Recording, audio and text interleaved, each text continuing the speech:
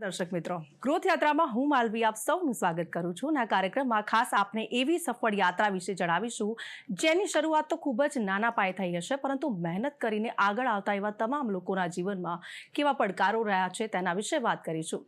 કહેવાય છે કે મહેનત એ જ્યારે પરિશ્રમની સામે ભારે પડે છે ત્યારે જે વ્યક્તિ સફળ થાય છે એવી જ સફળ વ્યક્તિઓ છે જેમની વાતો અજાણી હોય છે, જેમની મહેનત અને પડકારો વિશે જાણીને આપને પણ ક્યાંક ને ક્યાંક નવાઈ લાગશે, આપને પણ પ્રોત્સાહિત થતા હોય છે. તો આવી જ એક વાત આપની સાથે કરવી છે, આવી જ એક સક્સેસ યાત્રા, ગ્રોથ યાત્રા વિશે આજે આપણે વાત કરીશું. અને સ્વર્ગ કોમ્યુનિટી કેર જ્યારે વાત થાય છે ત્યારે અમિત લિંબાચે આપણી સાથે જોડાઈ ચૂક્યા છે, જેઓ ફાઉન્ડર છે સ્વર્ગ કોમ્યુનિટી કેરના. આપનું સ્વાગત છે શોની અંદર. Thank you madam.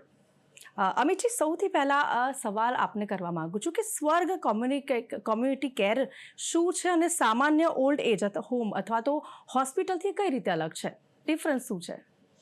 સ્વર્ગ કમ્યુનિટી કેર બેઝિકલી એવા લોકો માટેનો કેર હોમ છે કે જે ગરડા છે, પથારીવશ છે, કાં તો રોગગ્રસ્ત છે, કાં તો એવા લોકો કે જેને શારીરિક, માનસિક તથા તબીબી રીતે જે લોકોને કેરની જરૂર પડતી હોય તેવા લોકો માટેનું કેર હોમ છે.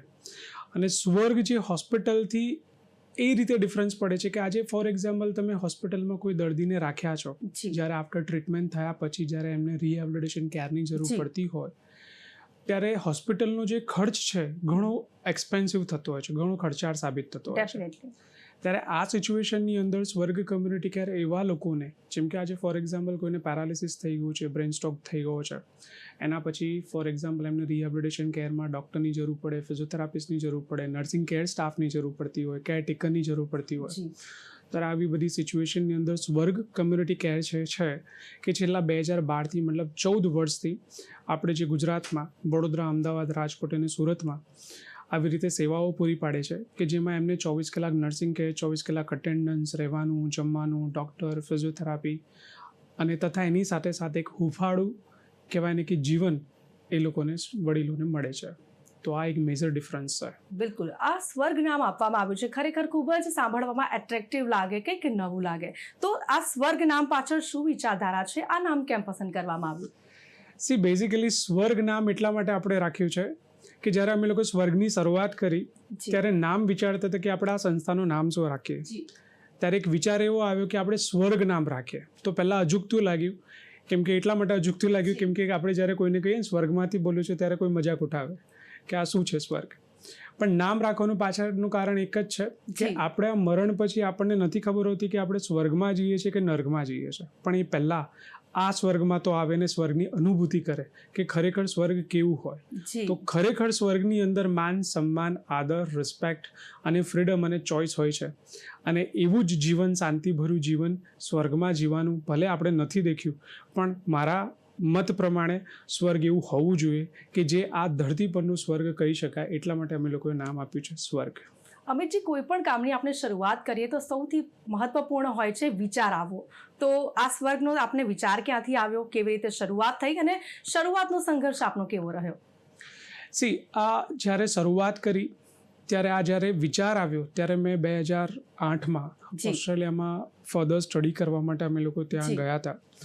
અને ત્યાં ગયા પછી સદનસીબે કહેવાય ફાર્મસી માટે ગયા હતા, પણ અનફોર્ચ્યુનેટલી એની ફીસ બહુ જ વધારે હાઈ હતી. એટલા માટે મેં ત્યાંથી કોર્સ ચેન્જ કરીને કમ્યુનિટી વેલફેર કર્યું કે જે કમ્યુનિટી વેલફેરની સાથે સાથે એજ કેરના અને ડિસેબિલિટીના કોર્સિસ કર્યા. અને એના પછી જ્યારે એક્સપિરિયન્સ લીધા પછી ખ્યાલ આવ્યો કે આપણા ગુજરાતમાં તો આવું કોઈ કેર સેન્ટર છે જ નહીં. બિલકુલ.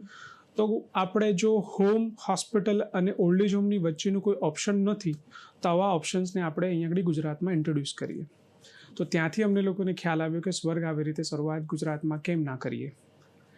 બિલકુલ. અને ઘણા લોકો આપને પૂછતા હશે કે ભાઈ આ સેવા ચાર્જેબલ કેમ છે અને સ્વર્ગ મફત સેવા કેમ નથી આપતું, તો તેના વિશે જણાવશો.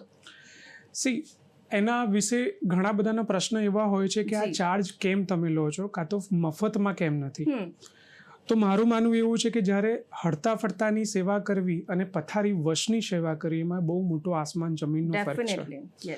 કેમ કે જ્યારે પથારી વશ થઈ ગયા પછી એને મેડિકલ અટેન્શનની જરૂર પડે, રેગ્યુલરલી એમને ડૉક્ટરની જરૂર પડે, ફિઝિયોથેરાપિસ્ટની જરૂર પડે, નર્સિંગ સ્ટાફની જરૂર પડે. હવે તો બધા જેટલા પણ મેડિસિન્સ જે છે પ્લસ સર્જિકલ આઇટમ્સ એટલા બધા એક્સપેન્સિવ થઈ ચૂકેલા છે કે જેના કારણે એ ખર્ચો સંસ્થા જો ફ્રીમાં આપે તો બેર નહીં કરી શકે. ડેફિનેટલી. અને જો બેર કરવા માંગતું પણ હશે તો કે આજે ફોર એક્ઝામ્પલ તમે એક સિમ્પલ કોઈનું ડાયગ્નોસિસ કરવા માટે જ્યારે તમે MRI કરવા માટે પણ જાઓ છો તો MRIની કોસ્ટ ઇટસેલ્ફ 5,500 રૂપિયા હોય છે. ડેફિનેટલી. લેટ્સ એક્ઝામ્પલ આ જ વસ્તુ ફ્રીમાં થાય તો જસ્ટ ખાલી કોઈ ડાયગ્નોસિસની કોસ્ટ જ જો ફોર એક્ઝામ્પલ 100 પેશન્ટ રહેતા હોય તો જો ડાયગ્નોસિસની કોસ્ટ જ ખાલી તમે જોવા જાઓ ને તો 5 થી 10 લાખ રૂપિયા હોય પર મંથની અંદર. બીજો બધો એક્સપેન્સીસ ક્યાં ગયો? હવે જ્યારે કોઈ કેરટેકર છે તો નોર્મલ જ્યારે હડતા ફરતાની કેરટેકરની સેવા કરવી હશે તો એ ઇઝી સાબિત થાય. પણ જ્યારે કોઈ પથારીવશ હોય એના રેગ્યુલરલી ડાયપર ચેન્જ કરવાના થાય, કાં તો રેગ્યુલરલી એમનું યુરિન ક્લીન કરવાનું થાય, રેગ્યુલરલી એમની વોમિટિંગ સેન્ટ ચોખ્ખી કરવાની થાય, તો આ બધી વસ્તુમાં કોઈ ફ્રીમાં તો કામ નહીં જ કરશે. એને એક્સ અમાઉન્ટ આપવી જ પડશે. અને જે વસ્તુ જે કરી રહ્યા છે એની વેલ્યુ પણ આપણે સમજવી પડે. અને વેલ્યુને સમજવા માટે મને કોઈ વ્યક્તિ જો ફ્રીમાં આપતું હોય તો એવું સમજી શકું છું કે ઘણા વ્યક્તિઓની સેવા આ જે કરી રહ્યા છે એ આઈડિયલી ફ્રીમાં ના હોવી જોઈએ. એનું મેઇન કારણ એક પણ છે કે જ્યારે આપણે નાના હતા ત્યારે આપણા મા બાપને ભણાયા, ગણાયા, સ્કૂલમાં મોકલ્યા, કોલેજીસમાં મોકલ્યા, એજ્યુકેશન કરવા માટે ફોર એક્ઝામ્પલ કદાચ બહાર ફોરેનમાં પણ મોકલ્યા, તો એમને તો આપણને ફ્રીમાં રાખ્યા નથી. ડેફિનેટલી. તો પછી આપણે આપણા મા બાપને ફ્રીનું ઓપ્શન્સ કેમ શોધી રહ્યા છે?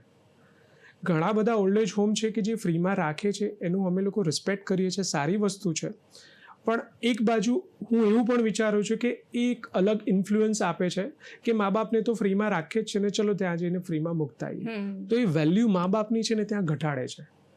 તો મારું માનવું એવું છે કે અમુક નોમિનલ ફી જે ક્વોલિટી કેરને મેન્ટેન કરવા માટે સ્વર્ગ લઈ રહ્યું છે, જે કોઈ ખોટું નથી. અને મારા ખ્યાલથી એનાથી ક્વોલિટી પણ મેન્ટેન થશે અને એક સારો વ્યક્તિ જે પથારીવશ છે એને સારો કરીને ઊભું કરવા માટે જે ચાર્જ લાગે છે તો લાગવાનો જ છે. એ તો તમે ઘરે રાખશો તો પણ લાગશે. ડેફિનેટલી. તો બેટર છે કે તમે કોઈ એક પ્રોફેશનલ કેર સર્વિસીસને તમે જ્યારે કોઈ વસ્તુ એક્સ અમાઉન્ટ આપી જ્યારે તમે એને કેર કરશો ત્યારે સારા થશે, ત્યારે તમને એક બ્લેસિંગ આપીને જશે કે ભાઈ તારા લીધે આ વસ્તુ સારી થઈ છે તો ભગવાન તારું સારું કરે. બિલકુલ. એટલે અમિતજી, આ વાતથી સૌ કોઈ એગ્રી કરશે કે પથારીવશ વ્યક્તિની સેવા કરવી ને ખૂબ જ અઘરી હોય છે. આ સાથે આપને એક સવાલ એ પણ પૂછવા માંગુ છું કે સ્વર્ગ દ્વારા હાલમાં કઈ કઈ સેવાઓ કાર્યરત છે, કેવી કેવી સેવાઓ આપવામાં આવે છે, એ જણાવશો. સ્વર્ગ જે છે એની 2 ડિવિઝન છે. એક તો સ્વર્ગ કમ્યુનિટી કેર કે જેને ખરેખર પોસાય એમ છે અને જેને ખરેખર એવું જોઈએ છે કે થોડુંક એક્સ લેવલ હોય, લક્ઝરિયસ લેવલની કાં તો કમ્ફર્ટ લેવલ જોઈતું હોય તો એવા લોકો માટેનું એક કેર સેન્ટર પણ છે. ઘણા એવા છે કે જેને અફોર્ડેબલ નથી હોતા પણ મિનિમમ ફીઝ અમે લોકો રાખેલી છે, તો એનું નામ છે સ્વર્ગ ગોલ્ડન એજ કેર ફાઉન્ડેશન. અને એ ગોલ્ડન એજ કેર ફાઉન્ડેશનની અંદર મિનિમમ કોસ્ટમાં એમને ત્યાં રાખવામાં આવે છે. પણ હા, કોસ્ટ થશે. અમારું માનવું એવું છે કે ફ્રી વસ્તુ ફ્રી જેવી જ હોય, જેમાં તમારું ના કહેવાય ને કે જે રેગ્યુલર જે મેડિકલ એક્સપેન્સીસ છે કાં તો રેગ્યુલરલી જે ખર્ચો ઊભો થતો હોય છે મેન્ટેન નહીં થાય. એટલા માટે જેની જે નોમિનલ ફીસ છે કે જેમાં અમે અમારા જેટલા પણ ત્યાં વર્કરો કામ કરે છે, જે અમે લોકો વર્કરો નથી માનતા પણ એમને લોકોને અમારી ફેમિલી માનીએ છીએ, તો ફેમિલીને પણ એક એક્સ અમાઉન્ટ આપીશું તો એ લોકો હોશે કામ કરશે. ડેફિનેટલી. તો આ એક સર્વિસીસ સ્વર્ગ ગોલ્ડન એજ કેર ફાઉન્ડેશનની છે. બીજી અમે લોકો સર્વિસીસ એ આપી રહ્યા છે કે સ્વર્ગનો સ્વાદ, કે જેમાં હોમલેસ લોકો માટે ખાલી માત્ર ને માત્ર 10 રૂપિયામાં અમે લોકો જમાડીએ છીએ. અને 10 રૂપિયા લેવાનું કારણ પણ એક જ છે કે એમને એવું ના લાગે કે અમે લોકો ભીખ લઈ રહ્યા છે. બીજી અમારી એક સર્વિસીસ છે કે જે સ્વર્ગનો સહારો. સ્વર્ગનો સહારો મતલબ કે જે ઘણા વ્યક્તિઓને જ્યારે ઘરે હોમ સર્વિસીસ જોઈતી હોય ત્યારે પણ ઘણી બધી વખત એવું થતું હોય છે કે હોમ સર્વિસીસમાં પણ ઘણા બધા એક્સપેન્સીસ જે કેરટેકરને પે કરતા હોય છે, ઘણી બધી એક્સ અમાઉન્ટ પે કરતા હોય છે. ઘણી વખત આપણને એવું લાગે એજ્યુકેશનવાળાને એટલી નથી મળતી, પણ જે અનએજ્યુકેટેડ લોકોને પણ એટલીસ્ટ 15,000 થી 20,000 રૂપિયા ખાલી 10 કલાકના મળતા હોય છે, જે ઘણી બધી આમ કહેવાય જોઈએ તો ઘણી ખોટી વસ્તુ પણ છે. કેમ કે આપણી પાસે પૈસા છે અને આપણે આપીએ છીએ, પણ જેની પાસે નથી એનું શું? તો એના માટે પણ અમે લોકો એક સ્વર્ગનો સહારો કરીને એક સર્વિસીસ સ્ટાર્ટ કરી છે કે જેમાં અમે લોકો હોમ સર્વિસીસ આપીશું. અને એની સાથે અમે લોકોએ 2 કલાક માટે free of charge volunteer services એ લોકોને આપીશું કે જ્યાં અમારા વોલેન્ટિયર ત્યાં જાય, એ લોકો સાથે ટાઈમ સ્પેન્ડ કરે અને ટાઈમ સ્પેન્ડ કર્યાની સાથે સાથે એ લોકોની જે રેગ્યુલરલી જરૂરિયાત છે, જેમ કે મેડિસિન્સના બિલ પે કરવાના હોય, કોઈ ફોર એક્ઝામ્પલ ઇલેક્ટ્રિસિટીના બિલ પે કરવાના હોય, કાં તો XYZ કોઈ ઘરનું મેન્ટેનન્સની રિક્વાયરમેન્ટ પડતી હોય, કાં તો પછી એમને કોઈ હોસ્પિટલ હોસ્પિટલની વિઝિટ કરવા માટે લઈ જવાના હોય, શોપિંગ સેન્ટર માટે લઈ જવાના હોય, તો અમારા વોલેન્ટિયર ત્યાં જાય અને 2 કલાકની ફ્રી ઓફ ચાર્જ સર્વિસીસ ત્યાં આપીને ઘરેથી આવે. અને લાસ્ટમાં બીજી એક સર્વિસીસ અમે લોકો હમણાં રિસન્ટલી ઇન્ટ્રોડ્યુસ કરવા જઈ રહ્યા છે. એનું નામ છે સ્વર્ગનું જે મેન્ટલ હેલ્થ માટેની, કે આપણા ગુજરાતની અંદર ઘણા બધા મેન્ટલ હેલ્થ કહેવાય ને કે મેન્ટલ હોસ્પિટલ છે, પણ મેન્ટલ કેર સેન્ટર્સ નથી. આપણે કહેવાય ને કે ભાઈ આ કોઈ વ્યક્તિને જ્યારે કોઈ ડિમેન્શિયા થઈ ગયું, અલ્ઝાઇમર થઈ ગયું, કાં તો મેન્ટલી રિટાર્ડેડ થઈ ગયા, તો આપણે શું કહીએ છીએ કે ભાઈ મેન્ટલ હોસ્પિટલમાં જઈને મુક્તાય. એની કરતાં અમારો વિચાર એવો છે કે જે આ ભાઈ સ્વર્ગમાં જઈને મુક્તાય. તો એ વસ્તુ અમે લોકો હવે ટૂંક સમયમાં ચાલુ કરવા જઈ રહ્યા છે. અને લાસ્ટમાં એક ફ્રી ઓફ ચાર્જ અમે લોકોએ સર્વિસીસ હમણાં રિસન્ટલી સ્ટાર્ટ કરી છે, જેનું નામ છે કોલ્ડ સ્ટોરેજ બોક્સ, મતલબ ધ લાસ્ટ બેડ. જ્યારે પણ કોઈ પણ વડીલ વ્યક્તિ જ્યારે ડેથ થઈ જાય છે અને ડેથ થયા પછી જ્યારે કોઈ એમના ડોટર સન માટે આઉટ ઓફ કન્ટ્રીમાંથી અથવા આઉટ ઓફ સ્ટેટમાંથી 2-3 દિવસ વેઇટ કરવા માટેની જરૂર પડતી હોય અને કોલ્ડ સ્ટોરેજમાં મૂકવાની જરૂરિયાત પડતી હોય, તો એના બદલામાં અમે લોકો કોલ્ડ સ્ટોરેજ બોક્સ આપીએ છીએ, કે જે રોટરી ક્લબ વડોદરા બનિયાન સિટી અને રોટરી ડિસ્ટ્રિક્ટ 3060ના માધ્યમથી અમે લોકોએ આ એક પ્રોજેક્ટ સ્ટાર્ટ કરેલો છે, કે જે ફ્રી ઓફ ચાર્જ છે. એમાં કોઈ કોસ્ટ નથી. જસ્ટ ખાલી માત્ર ને માત્ર 1000 રૂપિયા એ લોકોની ડિપોઝિટ હોય છે, તાકે કાલ ઉઠીને કદાચ કોઈ વસ્તુ તોડી નાખે તો એટલીસ્ટ એનું મેન્ટેનન્સમાં ભરપાઈ થાય. ડેફિનેટલી. અને અમિતજી, ઘરમાં જે કેરટેકર્સ રાખવામાં આવતા હોય છે એમની ઉપર ઘણો ઓછો વિશ્વાસ લોકો મૂકતા હોય છે, ત્યારે સ્વર્ગ આમાં શું બદલાવ લાવ્યો છે તેના વિશે જણાવશો? સ્વર્ગ આમાં મેજર બદલાવ એ લાવી રહ્યો છે કે જ્યારે સ્વર્ગની અંદર તમે કોઈ ઘણા વ્યક્તિને, વડીલ વ્યક્તિ જ્યારે પથારીવશ થઈ ગયા પછી જ્યારે તમે એમને મૂકશો, ત્યારે એક મેજર ડિફરન્સ એ છે કે એક તો પહેલાં તમને ટ્રસ્ટ હશે કે કોઈ એનું સુપરવિઝન કરનારો વ્યક્તિ છે. કાલ ઉઠીને કદાચ તમને સર્વિસીસના રિલેટેડનો કોઈ પ્રોબ્લેમ આવ્યો તો તમે એના ઉપર હાયર જે ઓથોરિટી છે એ ઓથોરિટીને તમે, જે બ્રાન્ચ મેનેજર કહેવાય, એને તમે કમ્પ્લેન કરી શકો છો કે ભાઈ આ વસ્તુ અહીંયા યોગ્ય નથી થતી. જ્યારે કોઈ ઘરે કોઈ કેરટેકર સર્વિસીસ આપે છે તો સૌથી પહેલો પ્રોબ્લેમ એ આવે કે એની પાસે મેડિકલ નોલેજ ના હોય. કાલ ઉઠીને કોઈક ઇમરજન્સી આવે તો એને ખબર ના પડે કે મારે શું કરવાનું છે. અલ્ટિમેટલી ભાગવું તો ફેમિલી મેમ્બર જ પડે. બિલકુલ. બીજો પ્રશ્ન એ આવે કે ટ્રસ્ટ. જ્યારે કોઈ વ્યક્તિ, વડીલ વ્યક્તિ એકલા રહેતા હોય છે, હમણાં ઘણા બધા તમે ઇન્સિડન્ટ સાંભળ્યા હશે સિનિયર સિટીઝન્સના, કે જ્યારે ઘરે રાખે છે કોઈ કેરટેકર, એમનું આખું બેંક બેલેન્સ ખાલી કરીને ગતું રહ્યું હોય, એના ઘરમાંથી ચોરી કરીને ગતું રહ્યું હોય, એને અબ્યુઝ કરતું હોય, એનું જે રેગ્યુલર રિક્વાયરમેન્ટ છે એને નિગ્લેક્ટ કરતું હોય, કાં તો ઘણી એવી સિચ્યુએશન પણ આવી જાય કે જ્યારે કેરટેકર ઘરે રહે છે તો એમને તમારે જે તમારા ફાધર મધરને છોડીને તમારું એનું વધારે ધ્યાન રાખવું પડતું હોય. અને પ્લસ પાછું એનું જમવાનું, રહેવાનું, પ્લસ ઉપરથી વધારે પગાર આપો, છતાં પણ આજે આવે કાલે ના પણ આવે, તો આ ઘણી બધી સિચ્યુએશન ઊભી થતી હોય. એટલા માટે અમે લોકોએ સેન્ટર બેઝ સર્વિસીસ સ્ટાર્ટ કરી છે કે જ્યાં પ્રોપરલી અમે લોકો એ લોકોને કેર આપી શકીએ અને એમના જે પણ પ્રોબ્લેમ છે એને નિવારી શકીએ. બિલકુલ. આપે જે પ્રમાણે વાત કરી, તો ગુજરાતમાં વડીલોની કાળજી ક્ષેત્રમાં સ્વર્ગે શું બદલાવ લાવ્યો છે? શું નવી પહેલ, કઈ નવી પહેલ અથવા તો રિવોલ્યુશન લાવ્યું છે? Since 2012 we have been providing these services.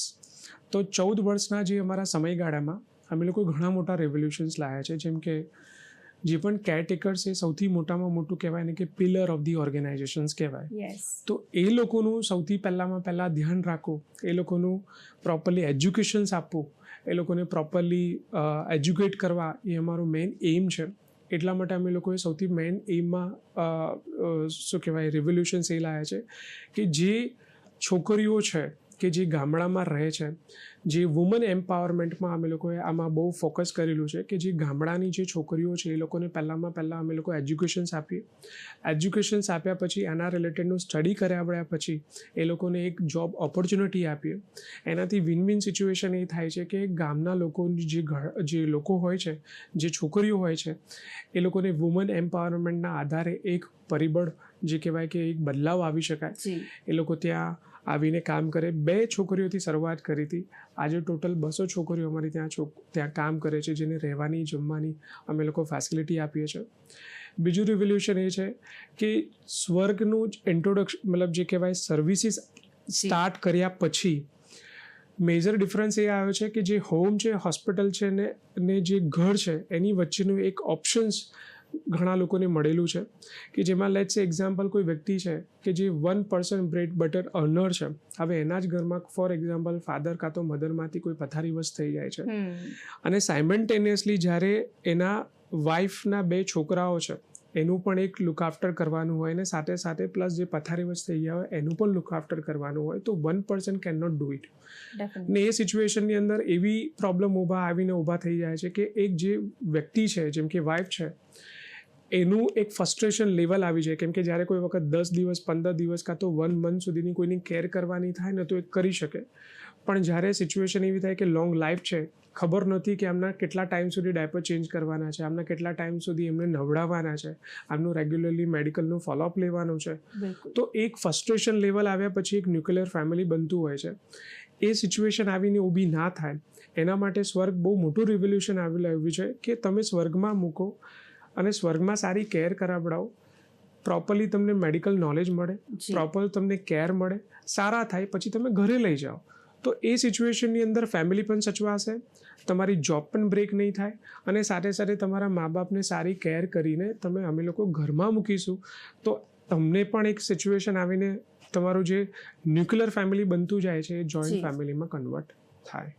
Amitji, જી, આપણે કહીએ ને કે નાનેથી ખૂબ જ નાનેથી શરૂઆત કરતા હોઈએ છીએ અને ધીમે ધીમે જ્યારે એ કહેવાય ને કે છોડમાંથી વૃક્ષ બનતું હોય છે, તો જે રીતે આપે કહ્યું કે 2 છોકરીઓથી શરૂઆત કરી હતી, અત્યારે આજ દિન સુધી આટલે સુધી પહોંચ્યું છે, ખરેખર ખૂબ જ સંઘર્ષ કહેવાય ને કે મેનેજમેન્ટ કરવું, દરેક વસ્તુ ઉપર ધ્યાન રાખવું, આ તમામ વસ્તુ ધ્યાનમાં રાખીને જ્યારે આપ આટલી વસ્તુ કરતા હો છો ત્યારે આજ સુધી સ્વર્ગે કયા અચીવમેન્ટ્સ જે પ્રાપ્ત કર્યા છે?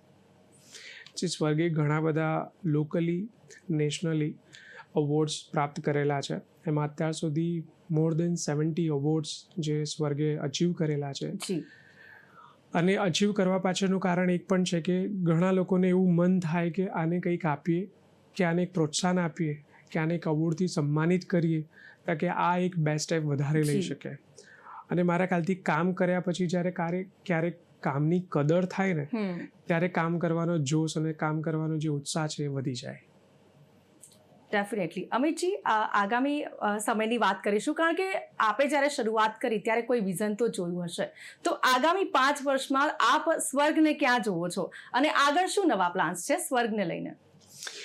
આગળના 5 વર્ષમાં અમારું ઘણું મોટું વિઝન છે. સૌથી મોટામાં મોટું વિઝન એ છે કે સ્વર્ગની એક એજ કેર ઇન્સ્ટિટ્યૂટ જે ગુજરાતની નહીં પણ ઇન્ડિયા લેવલ પર સૌથી પહેલી ઇન્સ્ટિટ્યૂટ ઊભી થાય કે જેમાં માત્ર ને માત્ર ઓલ્ડ એજ વ્યક્તિઓના રિલેટેડ જ એજ્યુકેશન મળે, કે જેમાં એ લોકોનું બેડ કેવી રીતે ચેન્જ કરવાનો, એ લોકોનું બિહેવિયર મેનેજમેન્ટ કેવી રીતે કરવાનું, મેડિકલી કેવી રીતે સપોર્ટ કરવાનું, એ લોકોને હાઇજીન કેટલા મેન્ટેન્સ રાખવાના, મેનેજમેન્ટમાં ફોર એક્ઝામ્પલ તમારે સુપરવાઇઝર બનવું છે તો એના રિલેટેડનો કોર્સ અલગ હોય, તમારે મેનેજર બનવું હોય તો એના રિલેટેડનો કોર્સ અલગ હોય, તમારે કોઈ ડાયરેક્ટર લેવલની પોઝિશન પર કામ કરવું હોય તો એના 2-3 વર્ષનો કોર્સ હોય.